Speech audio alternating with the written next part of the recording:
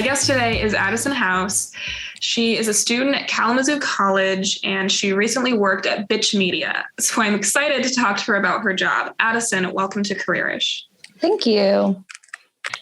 Okay, so for a little bit of background, the first question I want to ask is, how did you learn about Kalamazoo College in general, and what made you want to go to school here? Yeah, so I'm actually from Los Angeles, and so I was in a writing program there called Write Girl, which is like a nonprofit, totally free, and it's super awesome. But it was they helped with like college mentoring as well as writing.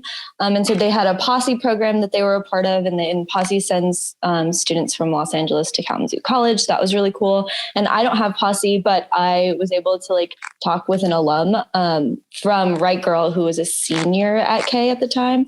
And she had was working on her SIP, writing a sci-fi novel. And I was like, oh my gosh, that's so cool. Like all of these really awesome things, and like hearing about like the journalism program and stuff, because I knew I wanted to be an English major. And there's no application fee to apply to K. So it was like adding just an extra button on the Common App. So it was kind of just a good choice. I have family in Grand Rapids. And so it was just kind of like moving really far from home, but also still being able to have that kind of support system. Just ended up being a really great decision. And then just came to K because I got in and I had good scholarships, and here we are. Exactly. Now to get to the bulk of what we're actually supposed to be talking about, we wanted to talk to you because you get this really cool internship with Bitch Media. And I want you to tell the listeners exactly what that internship was, like what was the company and what did you do there?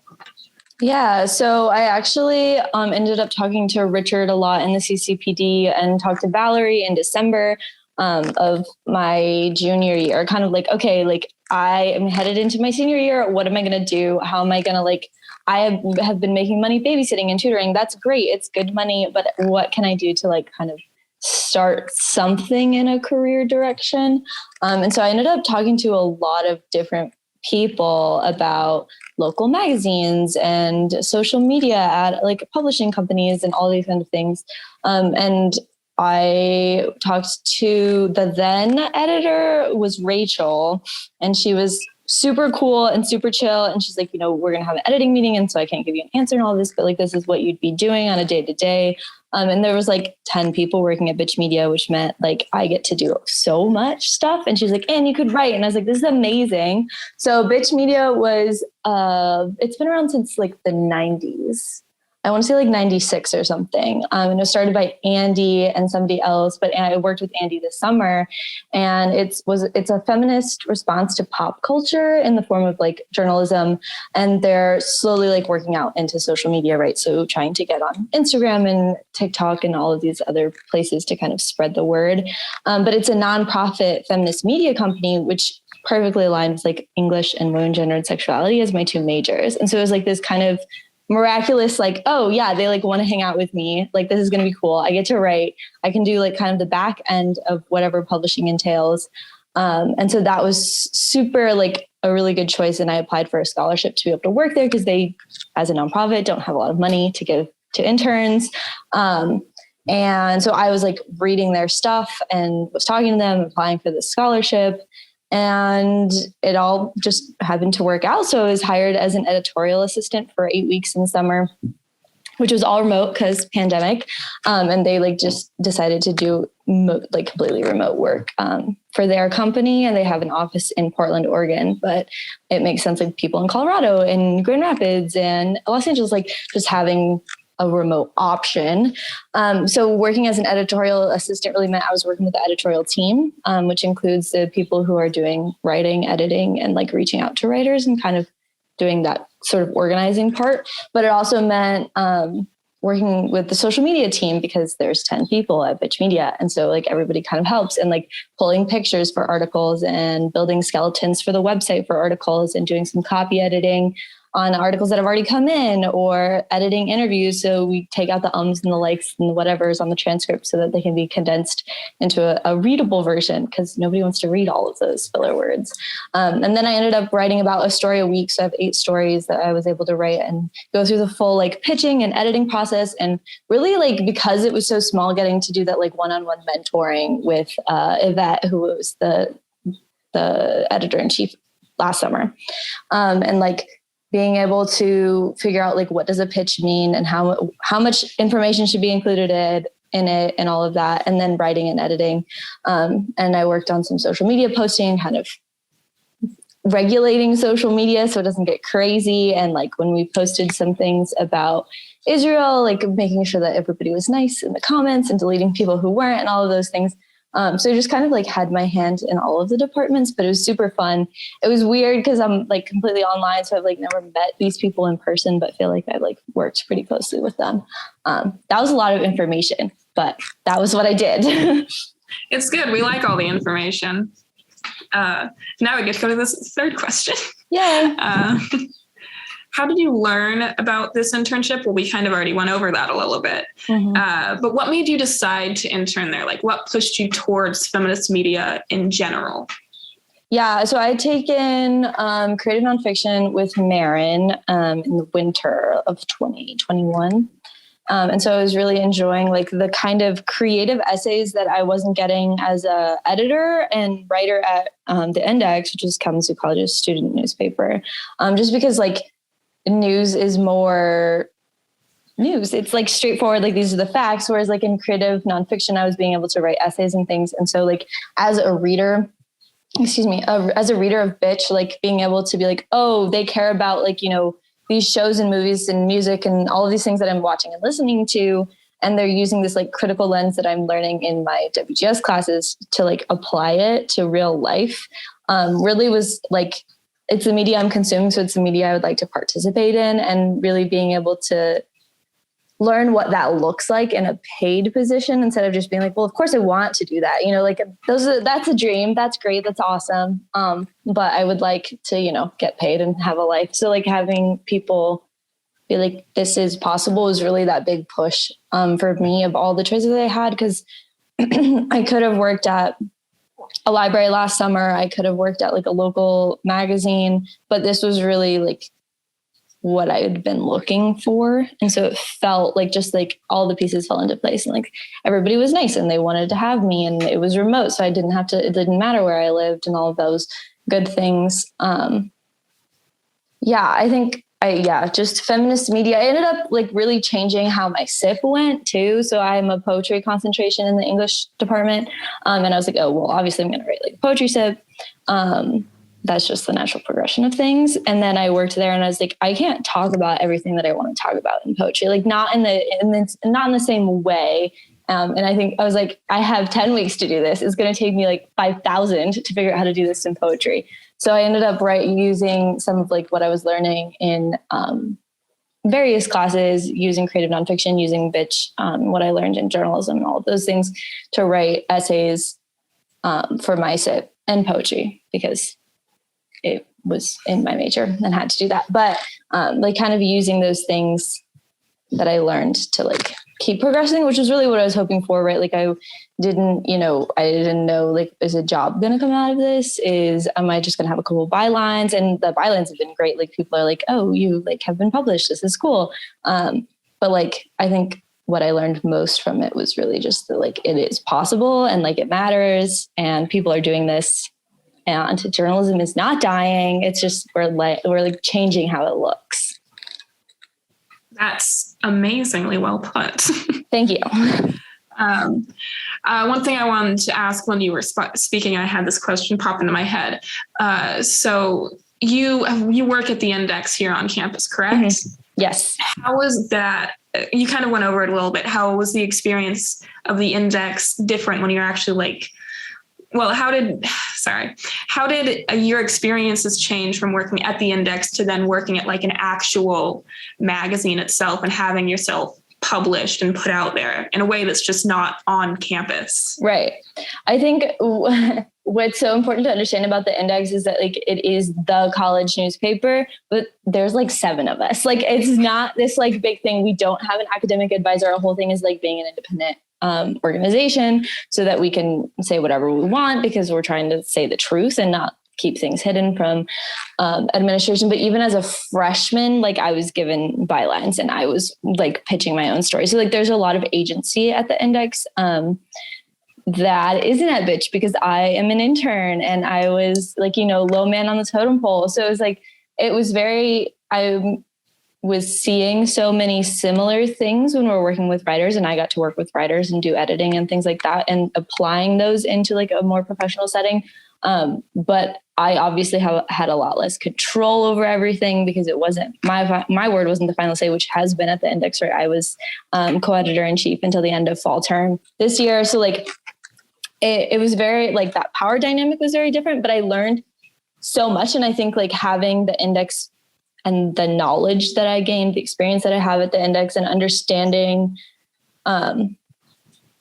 what people are willing to read was really helpful. And then obviously that changes with the organization you're going to, and with the Index, it's like what people want to write is more important.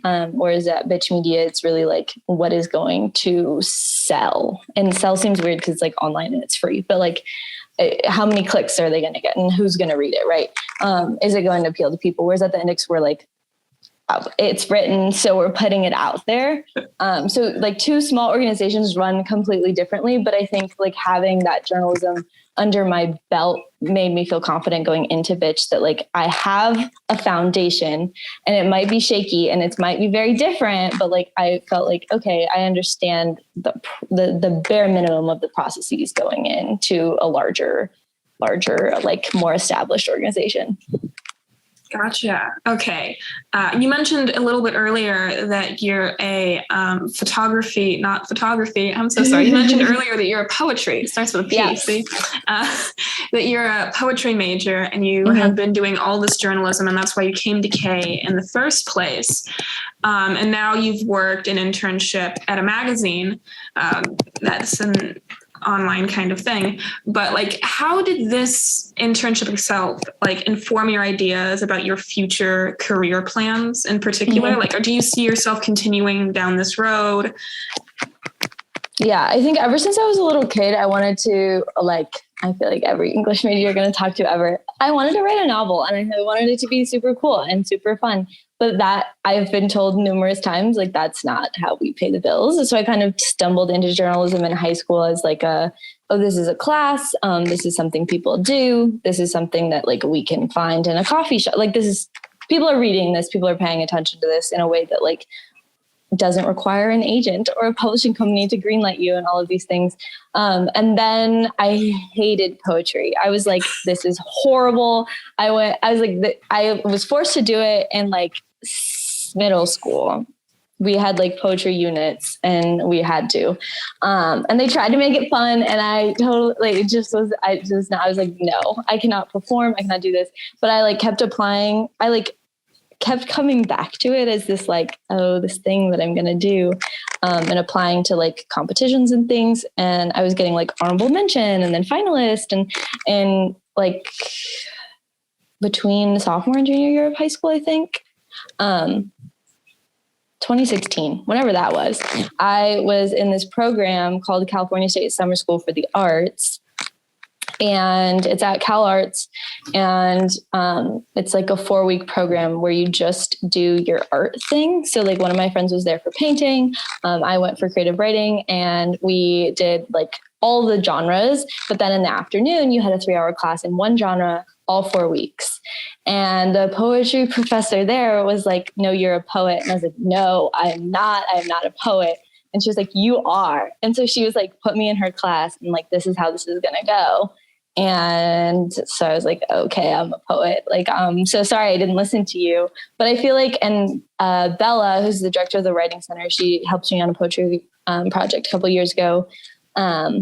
She was like, poets and like creative nonfiction folks are kind of one and the same sometimes. Like it just feels like this outlet of things that are very different, right? You have this condensed poetic form, and then you have creative nonfiction or journalism where you're writing for a very explicit purpose. But you have to know what you're doing with those forms. And so they feel so close to poetry. So journalism really was just, I can do this and I'll probably get paid for it eventually. But being able to write like with, like just slowly discovering like the poetry thing, like discovering that there are outlets like Bitch Media where it's like, oh, this is focused on something. And it's not just a general like community newspaper, but it is something with purpose and people care about it. And it's not Vulture. Vulture writes about nearly everything that ever happens in the world, but like it has this like focus that matters to me and it matters to the people who are doing it and the people like subscribing. And that was really cool. And it feels to me more like a distilled version of what journalism can be. And then there's like this specific thing and it's like a little baby and you have to take care of it and like nurture it because it is like Bitch is a nonprofit. Like they need money. Like they need people to do these things, pay attention. And I think the world would be a very different place without it too. Like if we didn't have poetry, if we didn't have like feminist media, like what are we going to do? And those feel very similar to me. I don't know that I answered your question, but career. You asked about my future career. Yes. Oh my goodness. No, I think I'll end up doing a lot of little things. I'm currently doing some like freelance book reviewing. And I think working at Bitch really gave me the confidence to be like freelancing can be a thing, and gave me like guidelines for how much I should be asking for money wise.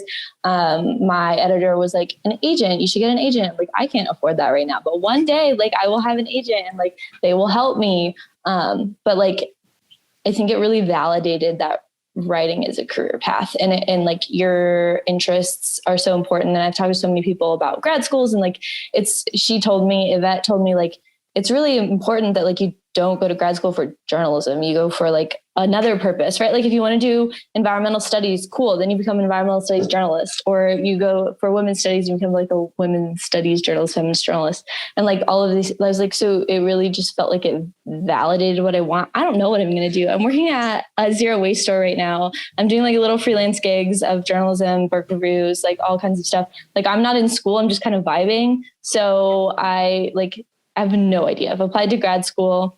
And I definitely think working at Bitch like allowed me to figure out like, okay, like I don't need to be a poet to be a writer. I don't need to be a journalist to be a writer. So I applied to like book publishing programs and these things, and just trying to figure out what that all looks like. But I have no idea. Like my lease is up in July and that is as far as I have gotten. So yeah.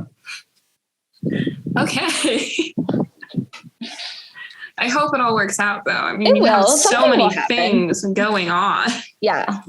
Yeah. One question I would like to ask is what resources helped you along the way that you would recommend to others? I think really the CCPD was like a huge, like, it feels like something, you don't go to until you absolutely need it. But like I was one of the students who did an internship with the CCPD and the CIP fall of 2020 once study abroad was canceled. And I worked at a magazine in Cáceres, Spain, which was the university I was supposed to go to, had the world not fallen apart.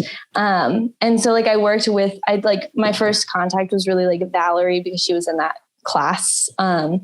And I was like, okay, like now what, like, how do I, use this to keep going? And using the CCPD to kind of talk through, okay, I did this internship. What's next? How do I get money to do the next thing? Okay, I did this other internship. How do I get money to do the next thing? And Richard helped me this past fall too with like, marketing those things in a cover letter. Like, how do I, like, I'm not applying exactly for the same thing every time. How do I market it so that it is something that they're looking for? But it's like, because we're all qualified to do things. We're all going to learn to do things. Like we're going to come into a job and it's going to be okay.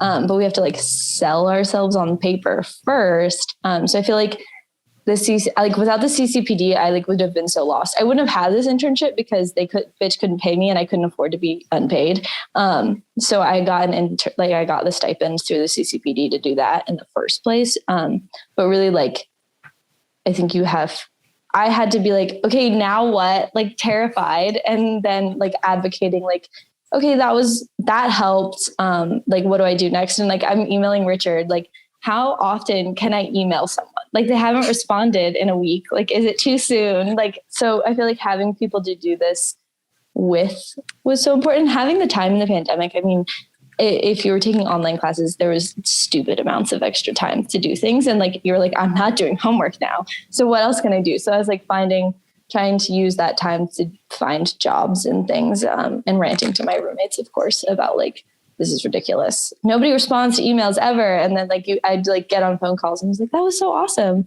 And they're probably not going to hire me. Like, this is like just this ongoing thing. But I think relying on the CPD was super important. My parents have like a weird wealth of knowledge and like, I don't always want to listen to them. But like, I was like, okay, so this person said this, what do you think this means in terms of like my likelihood of like getting this job? Or like, why did Rachel say like, oh, you know, like I can't make this decision until I meet with everyone, and like kind of using the people in your life to be a sounding board and calm down and be patient and stop checking your email every day. Well, not every day, but like every minute of every day. So yeah, those were all helpful things. Amazing. I wanted to ask you about what you wish you'd known before you started interning, specifically with Bitch Media.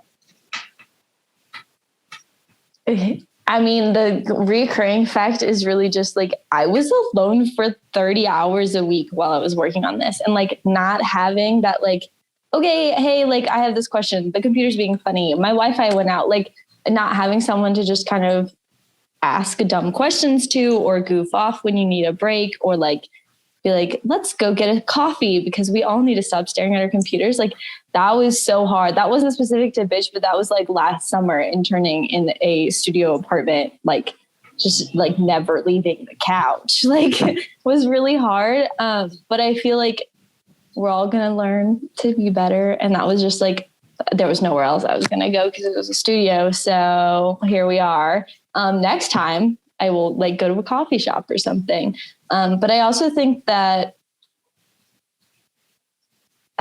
this is like, and we're all going to get better with time, but like being able to be like, no, this is what I want.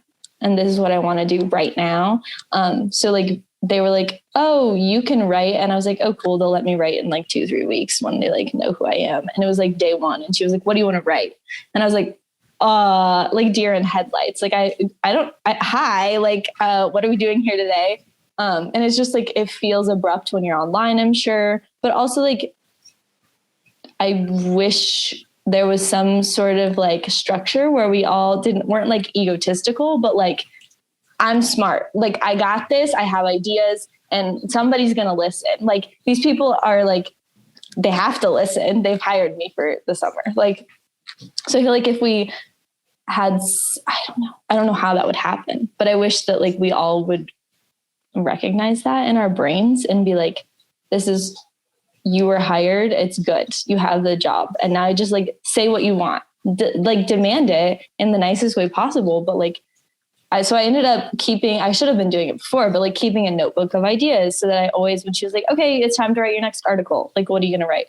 And like keeping track of what is happening in the news. It's news if it's pop culture, right? Like scrolling through Twitter was a part of my job every day. Like, and just being able to like, what's trending, who did what. So I feel like if I'm like 85 in my social media life. Like I'm there and I don't know what's happening. So I feel like that could have been helpful. Just being like, I'm on social media, which is probably like one person listening to this needed that advice. Everybody else is like so fine. But I feel like for me, that was something that like, oh yeah, this is like a media company. Like media is going to be important. I feel like ideas and like validating myself would have been a good start. Not like, I wasn't allowed to not do that because she was like, no, you have to have an idea. Like you're writing. So that was really good. But I think coming into it like with more confidence and like 2 feet on the ground would have been what I wished. So since your internship with Bitch Media, which was a kind of like virtual internship, did you ever, since then, you said you also had another one that was also virtual as well. Have you ever had another journalism opportunity that's face-to-face live? No. Oh, wow. So I started last fall. Now Kalamazoo is a like local independent news site based out of Kalamazoo. And Ben reached out to the Index and was like, hey, do you have anybody who wants to write? Like, I'm going to pay them. And I've like babysat for his kids, but I don't know, I've talked to him on the phone, and all the interviews I did for him were virtual. Like, this is just kind of the world we're living in, which is sometimes really great. Like, I talked to a woman and she was sitting on her couch watching TV when I called her, and she was really just chilling. And I think that makes things more accessible in terms of journalism. And you can interview from your home, you can interview from Korea, and we'll just figure out the time difference and like make it work. And that is really wonderful about this kind of situation. But one day I hope there's an office for me to go to, even if it's not every day, which just seems to be the trend of everyone. Right. But like, I think I would have had a very different summer experience had there been an office, had there been like some sort of like, oh, we all go get coffee at noon or whatever and like do this thing. So one day there will be, I mean, the Index has been in person, right? So I've interviewed lots of people for the Index that have been in person. But on campus, it's more casual, kind of just chilling. Yeah, I interviewed like Planned Parenthood folks for one of the articles I was writing last summer. That was like, she was walking the halls of her office and I was just on the phone with her, like trying to type really fast. I wish like in-person interviews are really nice because you can hit record and like doing this, whereas like people want to talk on the phone. I can't like record a video, right? I haven't figured out how to do that on my phone yet. So I'm like frantically typing while I interview people.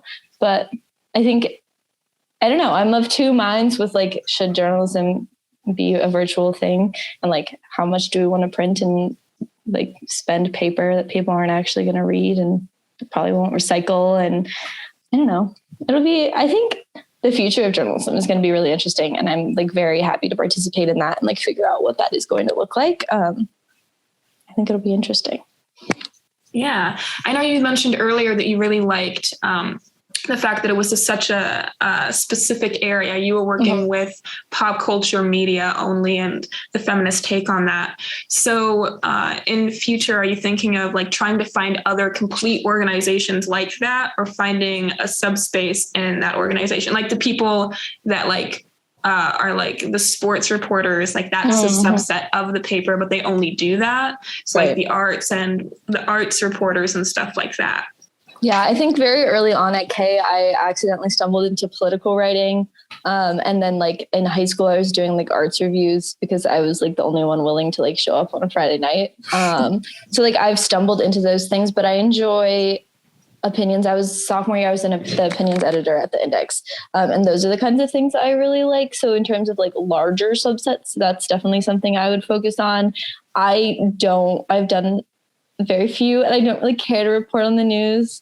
Like there's just too much that can go wrong for me where I'm like, oh no, I like missed a zero in that number, or I misspelled somebody's name. They're going to be really mad. Like whereas opinions or like kind of researchy articles, there's just more written down in that research. And so like, it feels like I can mess up less. But I think there's a couple places I know that do, like take pitches and do freelance writers that are news based, but with a feminist take. So those are really like places that like kind of border on what I'm interested in. And then like I said, I'm working at Be Joyful Shop downtown. So like really looking into like what it means to be plastic free and zero waste and sustainable. So that would be really interesting. And I've toyed with the idea of like doing environmental studies, but I haven't taken a math or science class since senior year of high school. Thanks to Kay. So I think that would be a really hard transition. And I might need like a soft, like community college transition into that instead of going straight to like a grad school program. But I think what I'm interested in is going to change. And I feel like what I said, Yvette had said, like, you know, don't go to journalism school, go to school for something that's interesting. I think has really stuck with me. And I've been using the last, I don't know how many months it's been, like 8, to like figure out like, okay, what am I interested in doing? And what does that mean? And what can I do with that? Right now it's book reviews because I have time to read. And so if someone buys me a book and I get paid to write a review on it, that's been really awesome. So I think there's just the whole goal that I have is to write something that I enjoy. So there's a lot of K alums that worked at the Index or went through the journalism program, and they've become finance writers. Somebody's writing about cryptocurrency and had no idea what it was about. And I just like right now at this point have no interest in doing that. And so I'm like trying to figure out like, okay, I don't want to be a poet full time. I don't want to be like a hardcore journalist full time. So where is that like middle ground? And I do think it relies in those like subsets of, okay, opinions, sustainable living, feminist media, like, and how do I find that? So working on pitching places has been a project. After I finished my SIP in January, I was like, okay, now I have time. And of course I haven't done anything about it, but it's been there. I have the time. So yeah.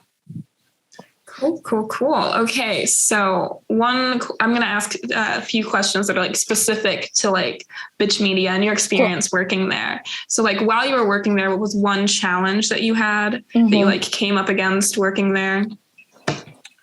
Like a little story time. What was it? Give us a story. Yeah. I think because we were virtual, like I met with my editor every week, and that was not enough for me. I was like, where'd she go? What's happening? What am I supposed to be doing? Because I'm just sitting here. So like I ended up having to figure out how to like reach out to her and be like, could we do like twice a week? Or like, could we have one meeting that was like not work, but like more on the mentorship side? And we figured out how to do that. And she helped me a lot with like outside of work resources. So she had a document like these are the things that should be included in a pitch, and here's places you should apply to, and just be like, I got your name from Bitch Media, and like things like that. And then also we were all on Slack, and so being able to be like, oh, I'm gonna just reach out to Meredith, check in with her, see how she's doing. So like that virtual communication was a real challenge for me because I'm staring at my computer screen, and like that. I figured out how to do it for school. I just like then had to adjust for a work environment and like what was not obnoxious, but was also helpful to me. So I think that kind of communication, once I figured it out, was really great. And like being able to be like, okay, I need to play with this, figure this out, or stumble through this for 5 minutes. And then I can like figure out what I actually need to ask for, because like I was working on the back end of their website, right? I don't know what that looks like. And so like just trying to play around without messing anything up. And then being like, okay, what does this button do? And being able to ask that specific question. I feel like my written communication skills got really succinct, and that was helpful because you could actually get like, oh, this is the answer that you need, instead of like, okay, I have 12 questions, which is what I would have asked someone in person. Nice. Virtual everything is an extreme challenge. Yes. Now, another question I have is like, what was a welcome surprise? Like something that you weren't expecting to be able to do or experience at Bitch Media. And then when you were like, oh, I get to do this, or this is something we do now. I think I said like I was just kind of thrown into everything. And that included like I mentioned, oh, I'd be interested in editing. And they like sent in an article, write that in there. Like this is something you're doing. Okay, cool. And like, obviously they like looked over it after I went through, and we had a meeting about like the first couple that I'd done, like, oh, this is why I didn't accept this change, or I added this one that you missed or something like that. And talking about,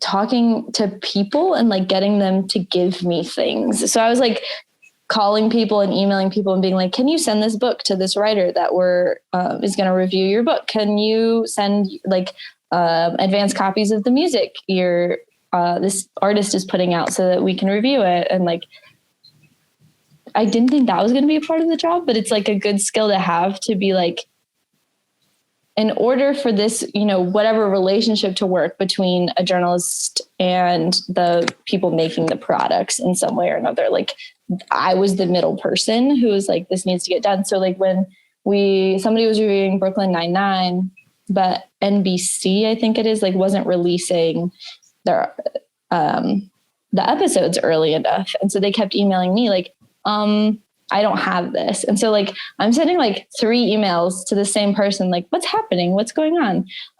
But like got to learn those skills, to do and just like be thrown into what it means to do all of these different parts.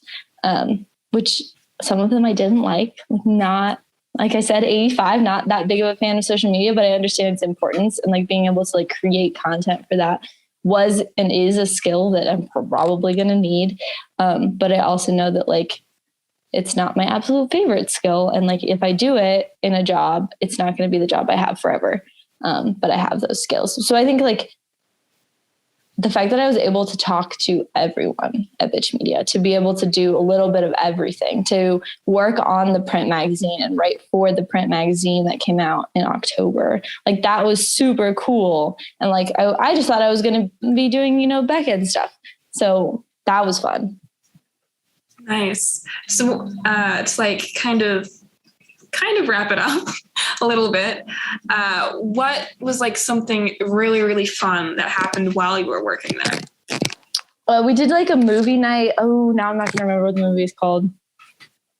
We did a movie night where we were all watching the movie like in the same time, right? So it was streaming. So we were all at the same intervals and stuff and like chatting on the side. And there was this scene that nobody saw coming. And it was just like, oh, that was not appropriate for a workplace environment. But it was like, we're all adults. Like, it's going to be okay. And it was fine. But it was and it was like, okay, that movie was really good. If that scene hadn't been in it, we wouldn't have needed that. I wish I remembered what movie it was. I don't remember what it was called. But that was really fun. And like things that they were working on to have a virtual workplace environment that wasn't work. And like they're very serious. Like, you're getting paid to be here for how many hours, but one of those hours is a paid lunch break. Like just like the kind of consciousness they had about their media and the stories they were producing also applied to their workplace environment. And like, how can we have fun, and how can everybody be involved in the author talks? And how can we make sure that like, if you have a deadline, you can still go to things and show up, and like everybody had an opinion. The movie was really funny. It was just like, nobody had like screened it before, and it was like, oh shoot, that happened. So my like partner came home from work and was like, you'll never believe what I just watched. So. Oh, that is good. That is good. What advice would you give to other K students when they're trying to find internships, specifically for the same field that you're in currently? Yeah. I think like the advice Richard gave me was like, you can email, I think professors have said this too, like you can email them like every week. So like if you want an internship with a specific place, a publishing house or a newspaper or something, like be persistent. They're going to learn your name eventually. And the worst thing that happens is they never reply. Like, I feel like we're always scared to send an email or make that phone call because like, what if they say no? Like, what if they say no? We didn't lose anything. And I think that was part of like learning, to pitch too, is like you pitched an idea and nobody ever responded, or they were like, that's not really for us. But like places have said, that's not really for me, or I'm sorry, I didn't get to you early enough. Like that's just not popular anymore, but like pitch again, like try again. And really the worst thing they're saying is like, not right now. And I mean, as we all apply to jobs, like nobody responds when you have a job application and you're like one of 1,000. So like really like silence is the worst, and you didn't lose anything. You like nothing bad happened. You put 20 minutes into something, you put an hour into something, and you're still okay. So I think like, but also don't write for free would be my specific advice. So I am doing one book review right now that's unpaid.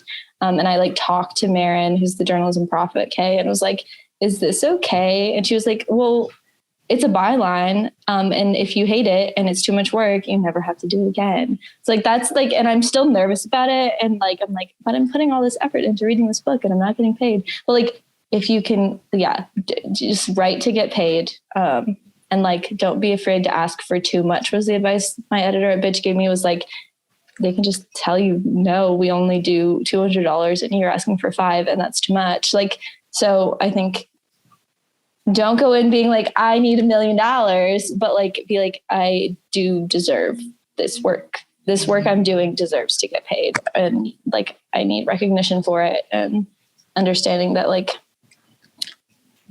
we have ideas, we have work, and we've put time into things, and all of those are valid. But like, in order to get any yeses, you have to get some nos. So, or silences, which is always fun and anxiety inducing. So. Wow. Thank you. That's true. That's one of those things that what is it? I've done tons of internship stuff. So one of the things that I'm always terrified is the silence that comes afterwards, after you send that email. That's like this is the borderline. I'm just being really annoying right now. Yeah. And so you're waiting for we've heard you for the 15th time, or okay. So that space. Yeah. Right. And you're just in limbo until it happens. I got an email last week about something I submitted for, and I was like, that was in August. I had no recollection of doing this until you reminded me. But like, it's out there. So we're trying. It's out there. Yes. Well, thank you so much for sitting down with me and talking about your wonderful internship with Bitch Media. Yeah, thank you for having me. This was fun.